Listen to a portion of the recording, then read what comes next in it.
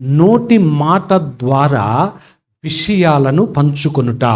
పితరులు వాళ్ళ పిల్లలకు చెప్తే, వాళ్ళ పిల్లలు పిల్లలకు చెప్తే, ఆ పిల్లలు వాళ్ళ పిల్లలకు చెప్తే ఈ రీతిగా వచ్చే మొట్టమొదట రచనలు లేవు.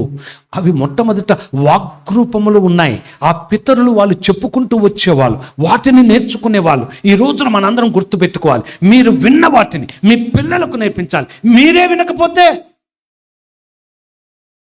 తల్లులరా వినండి బాగా, వినుట వలన మీరు విశ్వాసవంతులు అవుతారు, విశ్వాసులు అవుతారు. మీరు విశ్వాసులైతే మీ పిల్లల్ని విశ్వాసులుగా తీర్చిదిద్దుతారు. ఆమేన్. వినుట అనే కళ ఒక గొప్ప కళ, అది అందరికి ఉండదు. ఎవరైతే దేవుని మాటలు, ఈ వాక్యమును వింటారో వారు మాత్రమే విశ్వాసమును పెంపొందింప చేసుకుంటారు. వారు మాత్రమే ఆ వాక్యమును విని ఆ పిల్లలకు నేర్పిస్తారు. ఆ పిల్లలు మాత్రమే బలవంతుని చేతిలోని బాణములు అవుతారు.